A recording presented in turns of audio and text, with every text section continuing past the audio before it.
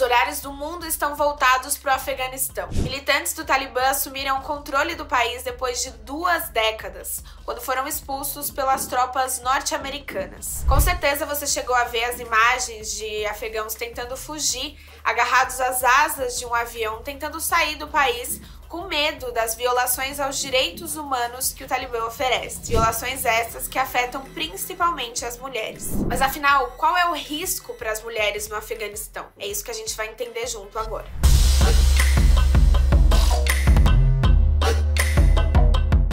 Eu não esperava que depois de 20 anos lutando pela nossa liberdade, nós estaríamos caçando burcas e escondendo a nossa identidade.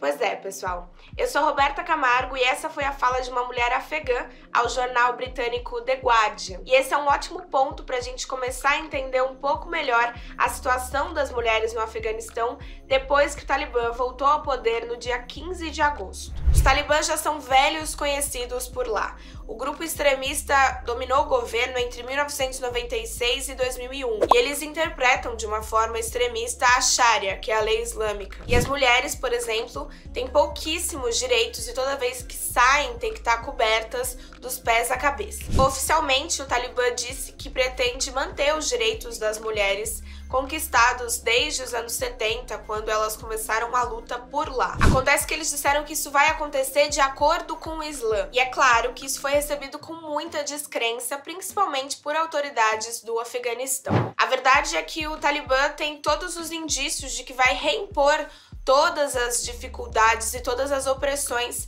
que impunha antes as mulheres. Inclusive, o grupo já declarou que agora o Afeganistão se chama Emirado Islâmico do Afeganistão, o mesmo nome usado em 1996. Nas últimas semanas surgiram muitos relatos de vítimas da violência. Segundo a Agência das Nações Unidas para os Refugiados, mais de 550 mil pessoas tiveram que sair de suas casas no Afeganistão. E dentro desse número, 80% eram mulheres e crianças. No início de julho, o Talibã emitiu uma nota para que líderes religiosos fizessem uma lista com mulheres entre 15 e 45 anos para casamento com guerreiros do Talibã. Casamento entre aspas mesmo. As mulheres afegãs estão voltando a usar a burca e estão falando em destruir indícios de que elas estudaram e que tiveram uma vida fora de casa, tudo isso para se proteger do Talibã. Diante disso fica o questionamento, né? Os Estados Unidos correram para salvar os diplomatas e os funcionários que ainda estavam por lá, mas e a população que ficou no Afeganistão? O que vai acontecer com ela? Pra gente entender um pouco melhor o que está acontecendo agora, é importante voltar para a primeira vez que o Talibã chegou ao poder. O Afeganistão teve uma monarquia que se instalou até 1973. Mas esse sistema foi derrubado depois de uma tentativa de golpe para manter na república um partido só. Depois disso foi golpe atrás de golpe. Foram 4 em menos de 10 anos. A gente inclusive contou essa história com vários detalhes lá no Instagram do canal Reload. Mas para resumir isso aqui também, em 1979 a União Soviética estava com medo de que o Afeganistão se aproximasse do seu inimigo número 1, os Estados Unidos, e invadiu aquela região. Vocês lembram da Guerra Fria, né? Aquela tensão toda, Estados Unidos versus União Soviética, enfim. Foi esse momento aí. Só que esse movimento causou um conflito com rebeldes do Afeganistão.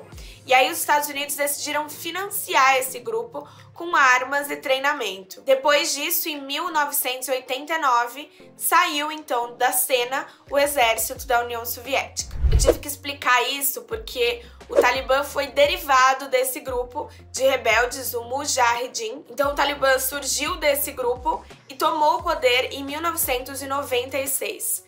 Isso durou até 2001. As regras eram bem severas, então as mulheres só podiam sair de casa acompanhadas de seus maridos ou de um homem, cobertas dos pés à cabeça. As meninas não tinham acesso à educação e não podiam sair para estudar, e as mulheres adultas também não podiam sair para trabalhar. Elas também eram proibidas de votar. Para quem desobedecesse essas regras, O castigo era ser apedrejada e açoitada em praça pública. E dependendo de qual fosse a acusação, elas podiam ser espancadas até a morte. É até difícil de acreditar, né? Em 2001, quando os Estados Unidos chegaram no Afeganistão, a situação das mulheres melhorou um pouco. Naquele momento, os Estados Unidos invadiram o Afeganistão porque eles descobriram que o Talibã abrigava a Al-Qaeda, um grupo que arquitetou os ataques às Torres Gêmeas em 11 de setembro de 2001. Sem o Talibã no poder, as mulheres passaram a ocupar cargos como embaixadoras, ministras, governadoras, policiais. Em 2009, foi introduzida uma lei para proteger as mulheres do casamento arranjado, e para as menores de idade, elas eram também protegidas da violência doméstica. O país passou de quase nenhuma para dezenas de meninas nas escolas e na universidade, apesar de ser um processo lento e instável. E aí, em 2021, tudo mudou. Os Estados Unidos passaram a retirar as tropas norte-americanas que ficavam por lá depois de um acordo que foi assinado no ano passado. E como o governo do Afeganistão dependia muito dos recursos vindos dos Estados Unidos, o exército local entrou em colapso e não teve muita resistência depois da chegada do Talibã. Tanto que desde o início do ano o Talibã está avançando em algumas cidades do país, depois do presidente de lá ter fugido e abandonado o palácio presidencial. A ONU relatou que o número de meninas e mulheres mortas no Afeganistão desde o início do ano dobrou em relação ao mesmo período de 2020. A jornalista Florência Costa passou uma semana no Afeganistão em 2009 para cobrir as eleições. Ela fez um texto para o projeto Colabora, vivendo em Cabul durante uma semana. Ela retratou as evidentes dificuldades das tropas norte-americanas por lá e fez um questionamento. O que será das mulheres do Afeganistão? No dia 15 de agosto, quando houve a queda de Cabul, eu senti uma angústia muito forte, porque eu lembrava das pessoas que eu havia conhecido, eu lembrava das mulheres especialmente, e ficava pensando, o que vai acontecer com elas. Lembrei especialmente de uma entrevistada que dizia, que o sonho dela, que uma das duas filhas fosse engenheira, e eu fiquei pensando, será que a menina hoje era uma jovenzinha, o que será que aconteceu com ela, Mas eu fiquei pensando também muito nas mulheres pobres, Principalmente, eu vi muitas mulheres de burca pedindo esmola na rua, muitas são analfabetas, a maioria. Quem fica viúva, por exemplo, não tem condição de se sustentar, vai pedir esmola. É uma realidade muito dura. Deu uma sensação de angústia, assim, tristeza, Porque eu fiquei lembrando, o Afeganistão tem 40 anos de guerra, mais de 4 décadas de guerra, esse povo não tem paz, esse país sofreu invasões e invasões, um desrespeito ocidental muito grande à sua cultura e à sua história, isso é muito triste. A gente agradece a Florência pela colaboração.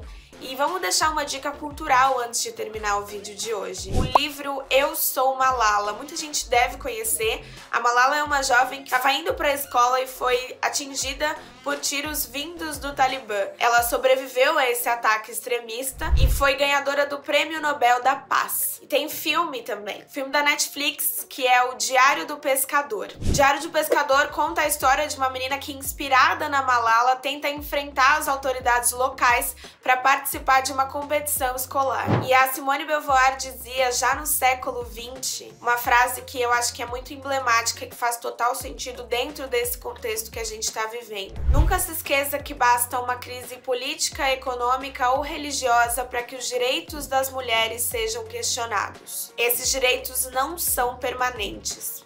Você terá que se manter vigilante durante toda a sua vida. A gente continua acompanhando a luta das mulheres talibãs que lutam desde 1970 e que têm suas pautas, sua maneira de resistir, e a gente espera que o mundo todo ouça isso. Se você gostou desse vídeo, não esquece de deixar o seu like, o seu comentário e compartilhar. Eu sou Roberta Camargo, esse é o canal Reload e aqui a gente descomplica a notícia.